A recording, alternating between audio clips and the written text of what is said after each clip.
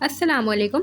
तो इस वीडियो से हम लोग जो हमारे इनिशियल वैल्यू प्रॉब्लम्स के सवालात हैं वो शुरू करेंगे। इनिशियल वैल्यू प्रॉब्लम्स हमें गिवन होंगी एक्स और वाई की वैल्यूज़, तो हमें C1 और C2 C3 जो हम आर्बिटरी कांस्टेंट करते थे, हमें उनकी वैल्यूज़ निकाल कर लिखनी होगी। तो यहाँ पर मैं सबसे पहले हेडिंग डाल देती हूँ। देखिए, आधा काम तो हमें वही करना होगा जो हम करते आ रहे थे, C1 C2 और वो सारा जो हम सॉल्यूशन निकाला करते थे वो हमें वहीं तक निकालना है। सही है। उसके बाद C1 और C2 की वैल्यूज़ भी निकालनी है। सही है। हर सवाल के अंदर जितने भी कांस्टेंट्स होंगे, चाहे वो 3 हो सकते हैं, 4 हो सकते हैं, ठीक है, उन सब की वैल्यूज़ हमें लास्ट में निकालनी है। तो हम लिख देते हैं, पहला क्वेश्चन है हमारे पास इनिशियल वैल्यू प्रॉब्लम का, D² प्लस 8D माइनस का 9 y इक्वल्स टू 0। ठीक है। और इसकी जो कंडीशन गिवन है, initial condition y1 equals to 1 और y का एक दफ़ा जब डेरिवेटिव कर देंगे, उस पर x की वैल्यू 1 है और उसकी खुद की 0। ठीक है।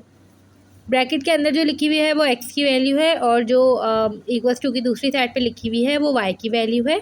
ये हमने ऑक्सिलरी इक्वेशन लिख दी है, यहाँ पे मैं डायरेक्ट लिख रही हूँ, आप लोगों ने वो लाइन लाजमी लिखनी है। ठीक है। और y जो है वो भी हट जाता है ऑक्सिलरी इक्वेशन में। तो अब मैं इसको कैलकुलेटर से सॉल्व कर लेती हूँ, आप लोग चाहें तो मैनुअली सॉल्व कर लें। 1 8 और ये हो जाएगा -9, यहाँ पे हो जाएगा 8 और ये -9 इक्वल्स टू, पहला रूट आ गया 1, ठीक है, और दूसरा रूट आ जाएगा हमारे पास -9। तो λ1 आ गया हमारे पास 1 और λ2 आ गया -9। हमारे जो रूट्स हैं वो रियल और डिस्टिंक्ट हैं, तो ये हो जाएगा C1 e λx मतलब के ex और C2 e λx मतलब के e-9x। ठीक है। तो हम इसको इक्वेशन नंबर 1 का नाम दे देंगे। ठीक है। और जो है इसकी जो कंडीशन गिवन है, पहली कंडीशन अगर गौर से देखें, y1 इक्वल्स टू 1 मतलब x की वैल्यू भी 1 है और y की भी 1 है। y की जगह मैंने 1 लिख दिया। ठीक है। और जहाँ जहाँ x होगा, x की वैल्यू ब्रैकेट में गिवन है, तो जहाँ जहाँ x होगा वहाँ वहाँ भी मैं 1 लिख दूँगी। ठीक है। e-9 और ये 1, तो इसको जब हम लिख देंगे C1 e plus C2 e-9, इस तरह से ये हमारे पास इक्वेशन आ गई और इसको हमने इक्वेशन ए का नाम दे दिया। इक्वेशन ए का मतलब कि मैंने इसमें पुट कर दिया है वैल्यूज़, इसलिए ए का नाम दिया है। अब अगर दूसरी कंडीशन देखें ना, तो उसमें डेरिवेटिव लिया हुआ है एक दफ़ा।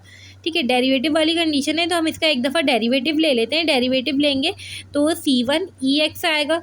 ठीक है। और जो है ये हो जाएगा -9 C2 जब हम इसको डिफ्रेंशिएट करेंगे। सही है। तो डिफ्रेंशिएट किया हमने, इनकी वैल्यूज़ निकालनी है हमने C1 और C2 की, तो 0 लिख दूँगी मैं। y की वैल्यू 0 है डिफरेंशिएट वाली कंडीशन में और जो x की वैल्यू 1 है, तो जहाँ जहाँ y है वहाँ वहाँ 0 लिख दिया, जहाँ जहाँ x है वहाँ वहाँ 1 लिख दिया।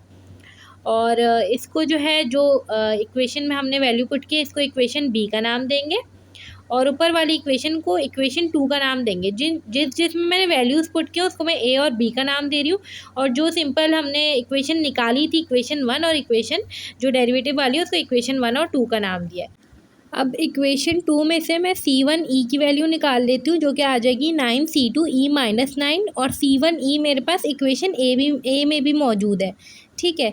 तो यही जो मेरे पास मौजूद है इक्वेशन ए में, मैं उधर पुट कर दूँगी 9 C2 e-9, 1 equals to C1 e plus C2 e-9, मेरे पास इक्वेशन ए थी, इसमें मैंने पुट कर दिया 9 C2 e-9 प्लस का C2 e-9, C2 e-9 plus का 9 C2 e-9, ये हो जाएगा 10 C2 e-9।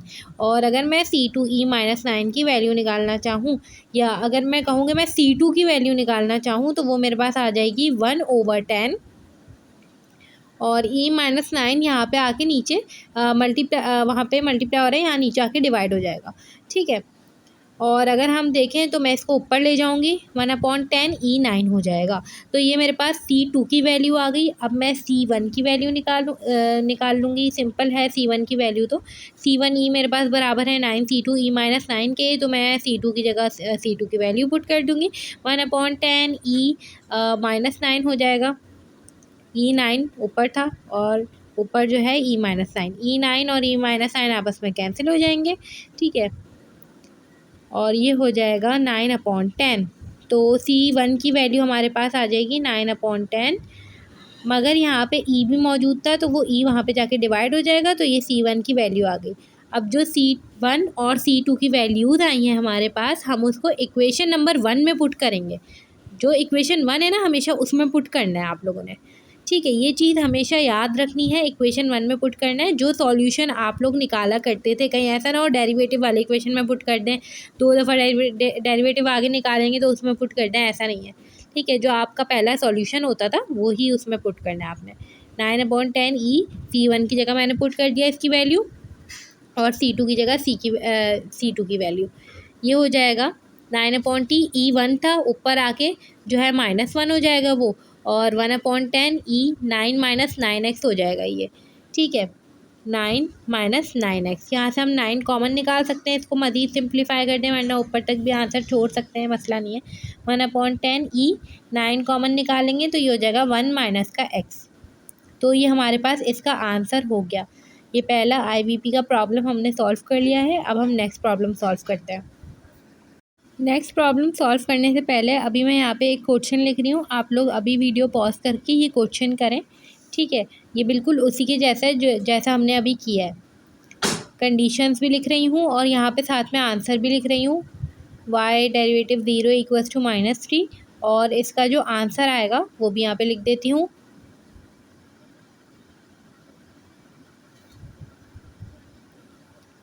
आंसर आएगा इसका y x = 2 + का 3x e - 3x, तो ये इसका आंसर होगा।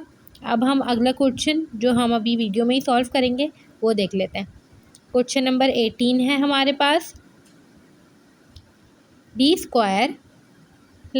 6d + 13y = 0, y0 = 3, y derivative of 0 = -1।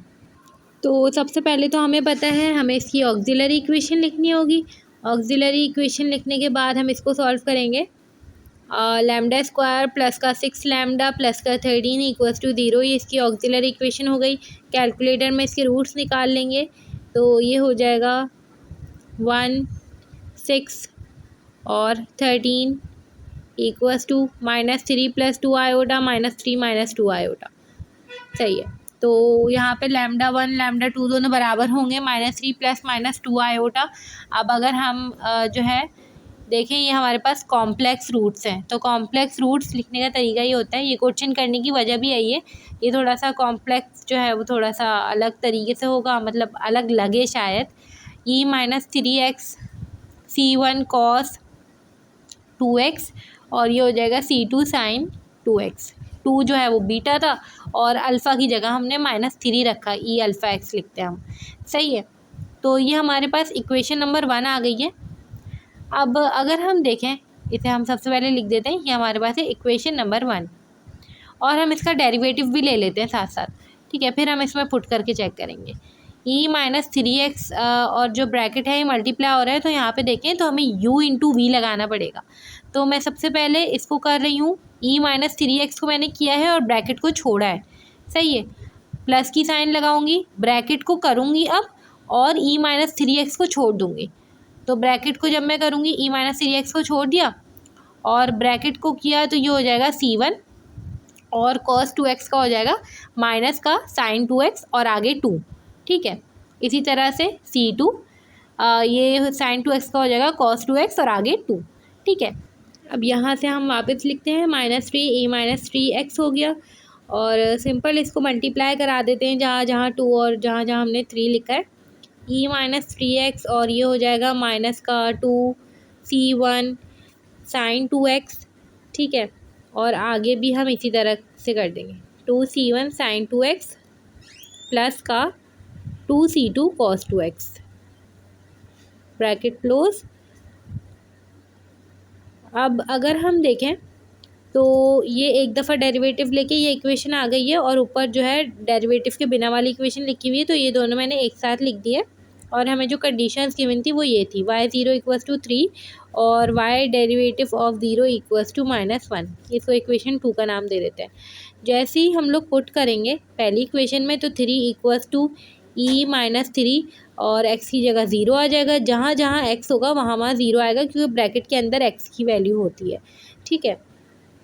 Plus का C2 sin 2 और x की जगह 0, ये हो जाएगा 3 इक्वल्स टू E0 तो 1 के बराबर हो जाता है, और C1 cos 0 हो जाएगा ये, और ये पूरी चीज़ 0 हो जाएगी क्योंकि साइन 0 हमारे पास 0 के बराबर होता है।